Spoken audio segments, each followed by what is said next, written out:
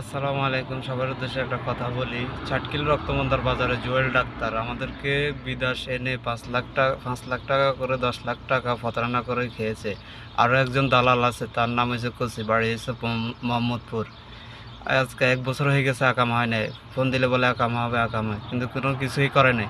তারা আরও একবার ফোন দিছে, এরপরে যে এই বিষয়ে আর জানি না। আমাদের সাথে আমাদের নাম্বারটা আমার ব্লক মারা দিছে। কি কিছু বুঝছেন? তো আমরা এই বিচারটা সবার কাছে। আসসালামু আলাইকুম। সবার উদ্দেশ্যে একটা কথা বলি যে নোয়াখালী সার্কিল রক্তমন্দার বাজারে জুয়েল ডাক্তার আমাদের কাছ থেকে ২০০ বিক্রি করে ৫ লাখ টাকা করে ১০ লাখ টাকা প্রতারণা করে খেয়ে এখন সে টাকা যে বসে আছে, আমাদের এই বিষয় নিয়ে কোনো কথা বলে না। আজকে ১ বছর হয়ে গেছে, আকামা নাই। এরপরে সৌদি আরব আছি, আকামা ছাড়া চলতে আছি। কোন টাইমে পুলিশে ধরিলে যে কোনো গ্যারান্টি নেই। তো আপনাদের কাছে সবার কাছে একটা বিচার দিলাম, আমাদের এই বিচারটাকে এইভাবে করে দিবেন। এরপরে আমাদের আঁকামো করবো করে আর করে নেই। বিচার গ্রামে সালিশ বসেছে অনেকবার, তারা বলছে বসবে বসবে বই, আর এখানে টাকা বসে রয়েছে। আর একজন দালাল আছে, তার নাম কচি, বাড়ি হয়েছে মোহাম্মদপুর। তার তার অফিস ঢাকা ফুরান পল্টন, নোয়াখালী টাওয়ারের সাথে।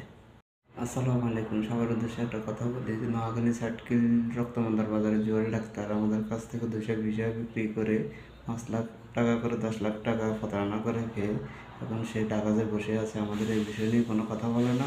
আজকে ১ বছর হয়ে গেছে, আকামা নাই। এরপরে সৌদি আরব আছি, আকামা ছাড়া চলতে আছি। কোন টাইমে পুলিশে ধরিলে যে কোনো গ্যারান্টি নেই।